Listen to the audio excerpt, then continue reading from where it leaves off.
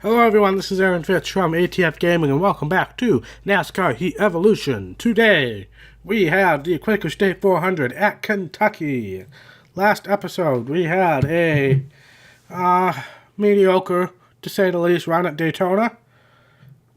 But Kentucky, we're back to our mile-and-a-half stretch where we just always manage to finish middle of the road. That's really all we can do. We are about $50,000 away from the engine specialist. So we should be getting there, not this race, unless if we have a really good race. But probably next race, I would assume. What is next after Kentucky? New Hampshire, that should be a decent race.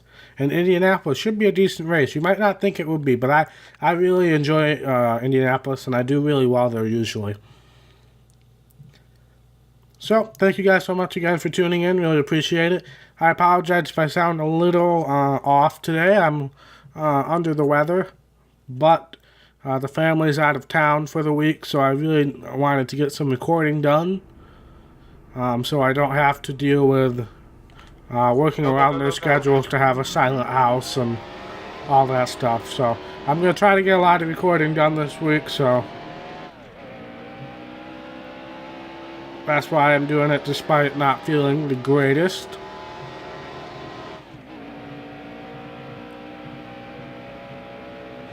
But we're going to get off qualifying here. Let's try to have a decent run. Obviously, we're not nearly good enough to be anywhere close to the top at mile-and-a-half yet, but we're getting there. There's somebody already passing us. That's Brad Keselowski. Maybe we can catch a little draft here. That would be nice. Oh, turn 1 and 2 are not feeling too good yet.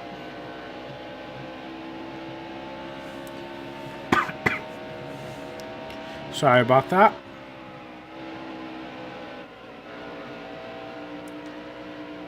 Unfortunately, didn't really have enough time to mute the mic for that one.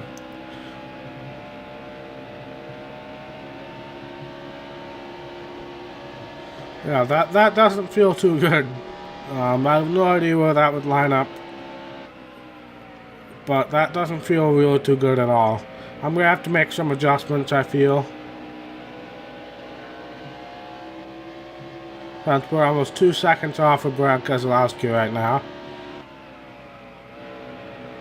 I'm not a huge fan of Kentucky. Out of all the tracks that they could have added a couple years ago, Kentucky was not the one I was expecting. I was hoping maybe Iowa or maybe another road course or something like that.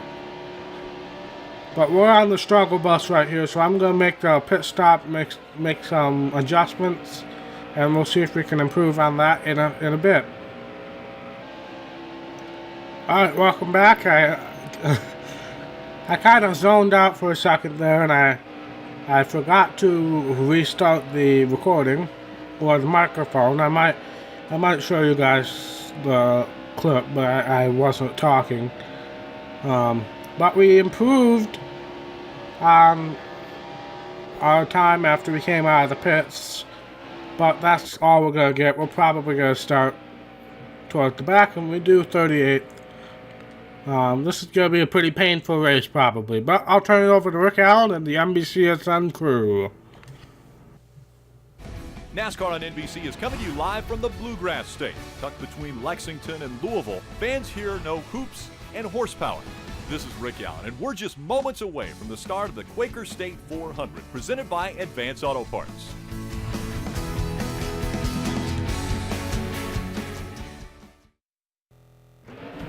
Alright, let's get started. Okay, going green this time. Depending on how this race goes, I'll definitely be talking about some recent events. If any of you guys follow my Twitter account closely, it's my personal Twitter account, so I don't have it linked anywhere. But if any of you follow my Twitter account, then you would know that I had some very strong opinions about this weekend at Daytona. Very, very strong opinions. Yeah. I was not too happy with the way NASCAR handled a bunch of things this weekend. And part of that can be put the blame on NBC too, but I'll get into that a little more once we are not fighting for positions. So we've managed to pass a few people. Tony Stewart's in 34th. We're 4 wide right now, which is not where I want to be, but thankfully Michael Arnett backs out a little bit. Stewart's kind of blocking my way. I can't get to the inside of him because Bobby Labonte's still there. Almost said Matt DiBenedetto there, but corrected myself quickly.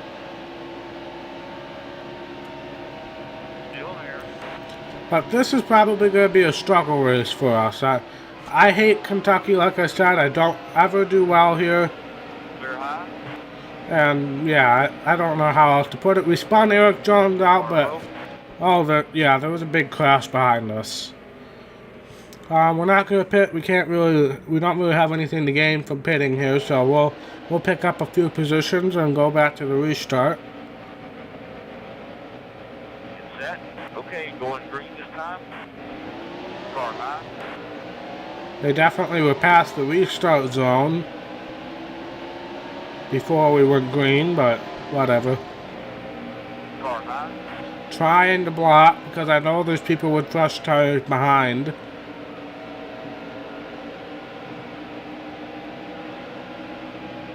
Still there. Car high. Car low.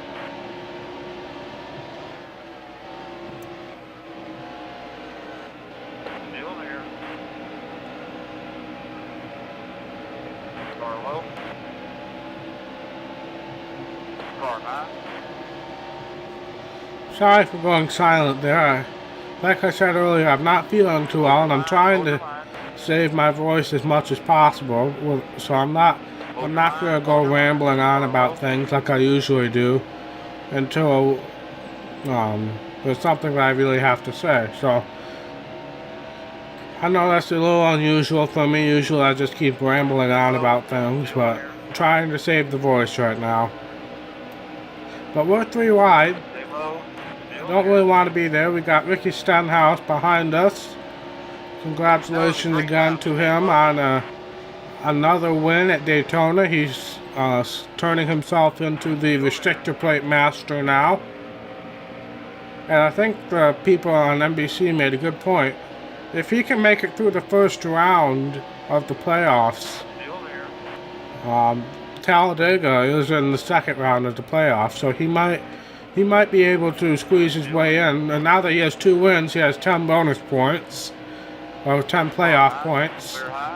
So he'll be ahead of the other people who only have 1 win.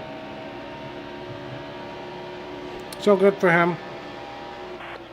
I guess I'll start talking about the race now. I'll start with the Xfinity Series. There was a lot.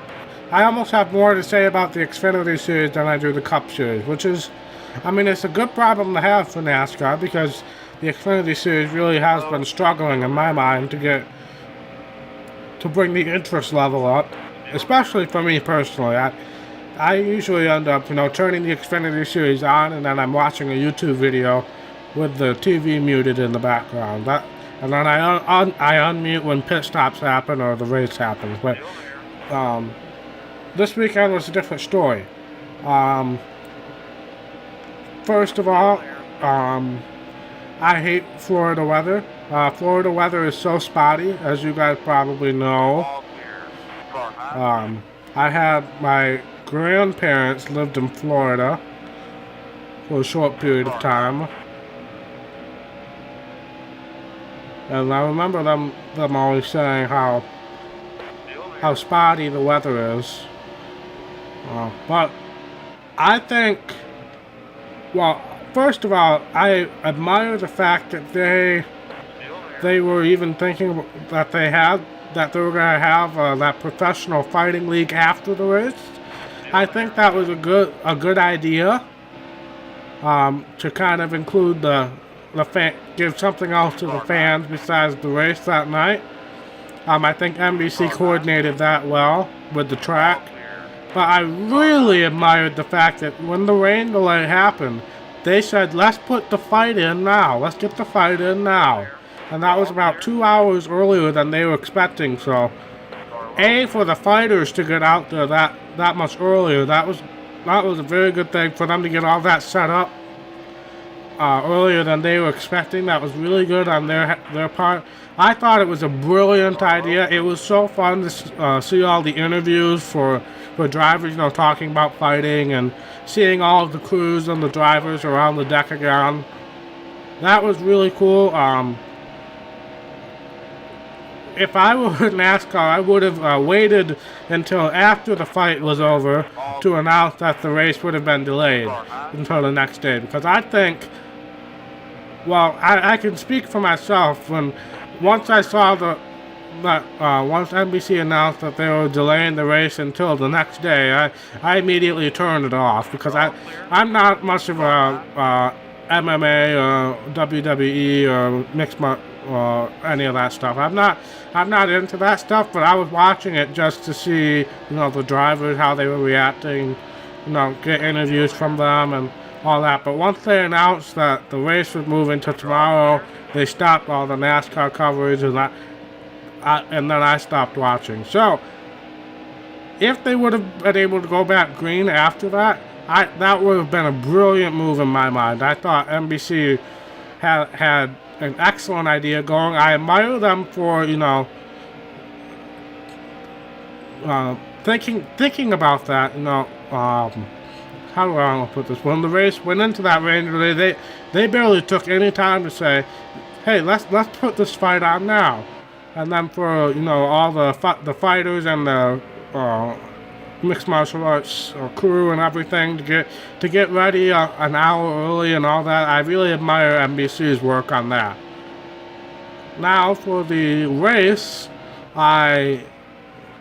obviously most of the race is overshadowed in my mind by the absolute idiocy that happened during overtime. This has been a consistent thing with the overtime line. NASCAR is so scared to throw a caution during overtime. They are so scared. The wreck that happened during overtime, it happened coming out of turn 2. And they waited at least 4 or 5 seconds. Well, no, correction. There was 4 or 5 seconds after the wreck had started before the leader crossed the overtime line. That's more than enough time to decide, hey, this is going to be a wreck, so why don't we throw the caution and try to redo this? And it's not like it was going to be a single car spin. There was no indication that was going to be a single car spin. It was a guy on the outside line coming across the field. So I don't know why they hesitated. But so there was 4 seconds before that the leader hit the overtime line, and then they waited even longer after that. So that was really frustrating. I think there was like a total of 10 seconds before they called the caution. I'm gonna quick check fuel mileage. Yeah, we're good. NASCAR needs to get their big boy pants on and just throw the freaking caution out. They took a page out of NASCAR Heat Evolution for that.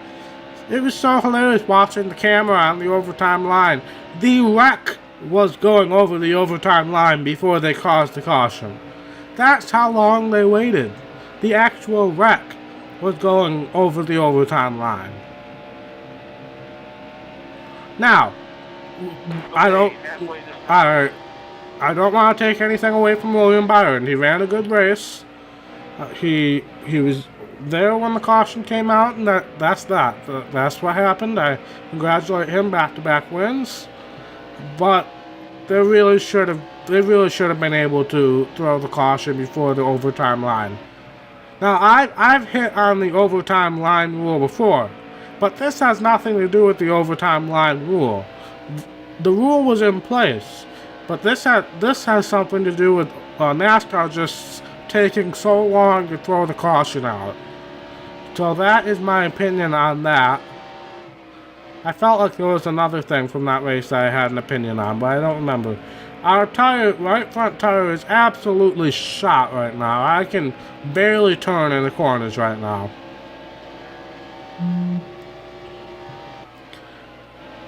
But that's the Xfinity race. Again, congratulations, William Byron. He was there when he needed to be. That's all you need to say at Daytona. Now for the Cup race. Again, not much to say. Just a lot of Daytona stuff happening. A lot of wrecks that started with something minuscule and turned into something big. But obviously, congratulations to Ricky Stenhouse. Again, a very well deserved win. I think he was there at the right time. There was no stupid no calls with cautions or anything. But he was the only guy in the top 10 who didn't have a win this year, I think. Jimmy Johnson might have ended up back there again. But, I've been, hoping that by the end of the season, there will be 16 or more winners. Just to see how NASCAR would handle that.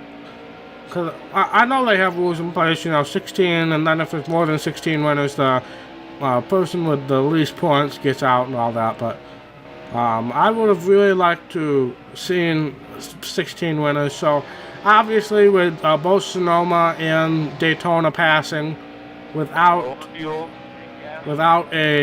new winner, well, a less likely winner, I would say. Kevin Harvick was technically a new winner, but I don't think that we're going to reach that 16 driver threshold anymore. There's still places, there's still Watkins Glen, there are still places like the Brickyard where we have seen upset winners in the past. I'm coming into pit this time, by the way. I really stressed the fuel out because very few people have actually pitted this far, which is weird in my mind. Hold the fuel, gas, slow down. Alright, 4 tires and fuel. I'm upping the tire pressure again on the right front, and we will see how our pit crew does.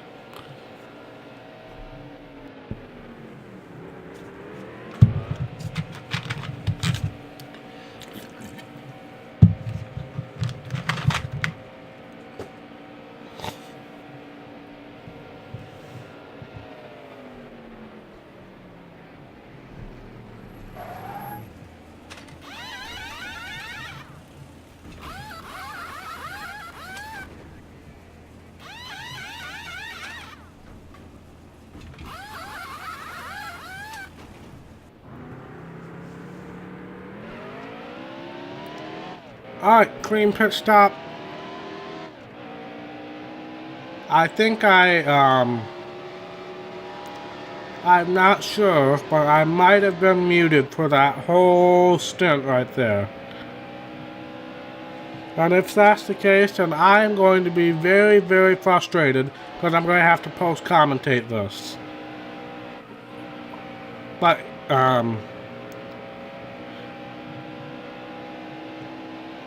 But anyway, we are back out. It did seem like that it took a long time for everybody to come in and pit. Because I was on my last lap of fuel. But we will see. I'm sure rubber banding has been turned on.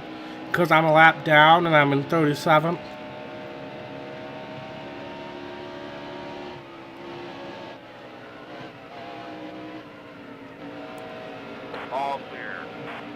So if my mic was muted for that entire time, then obviously you're not going to hear this. But if my mic was on that entire time, then just ignore everything I'm saying right now.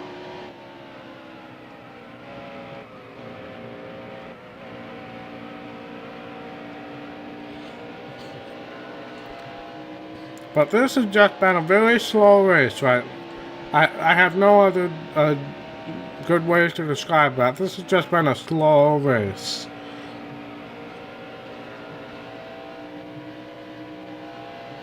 And I knew it would be. I suck at Kentucky. I hate Kentucky. Kentucky is just another one of those mile and a half that we suck at. And that's just, there's no way around that. That's just how it is. But rubber banding has definitely been turned on because we're about to pass Kurt Busch, who's in second place right now. He must have pitted under that caution.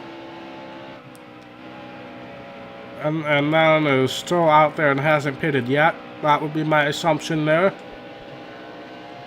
There must be one more car who's on that same idea. He's the leader right now. Is that Kevin Harvick up ahead? That might be him.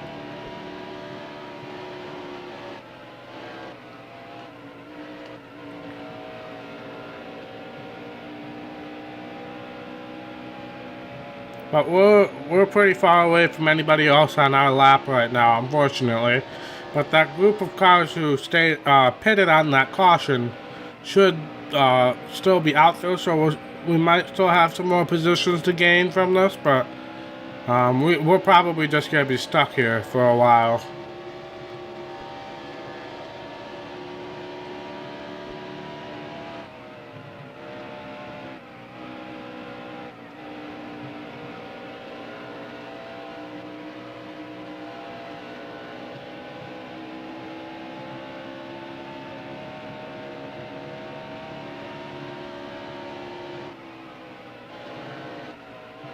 But we are catching Paul Menard, so I don't know if that's rubber banding at work or if it's me legitimately passing or getting close to Paul Menard. But we got 5 to go. We are a lap down. That's why it says 6 to go. I don't know if are we legitimately a lap down, or are we? Well, we're back up to 26 now, so we might legitimately be a lap down.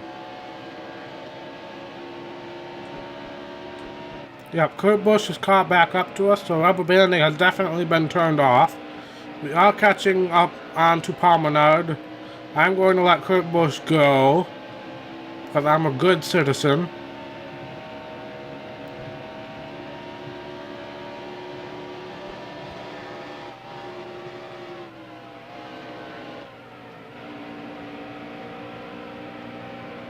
Stay low. Still there. Still there. Clear high.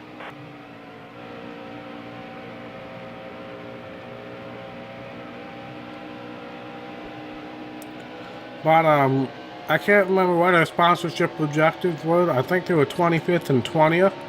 Well, if we can stay in this position, then we're going to at least get one of those. But this has just been a terrible race. I really hope that my mic didn't cut out, because I spent literally like 15 minutes discussing the events that happened at Daytona this weekend. But I have a feeling that it might have cut out. Well, I was letting Logano and Hamlin pass, but I accidentally let Paul Menard pass as well. So we got 2 to go. I know it says 3 to go, but we are a lap down, remember. I'm going to try to get around Paul Menard here. We do. I'm going to try to draft down these lead lap guys. Clint Boyle is on our lap. He is for position. So that would be another position to gain. Now remember, points do not matter to us too much right now. As long as we stay in the top 30, and I don't see any reason why we can't. We have that win in the bag, so I don't think we're going to have any issue making the chase. Oh, caution's out after the white flag, so the race is over. The stupid overtime line rule has bit us yet again, I would assume. But we finished 25th. We would have had a shot for 24th there with Boyer, I feel, but that was just a crappy race, to be perfectly honest with you. But let's move on to the menu. Well, we gotta see how much money we made. And remember, we were a little over 50,000 away from the next part upgrade. First 21 cars were on the lead lap, and Kevin Harvick wins the race.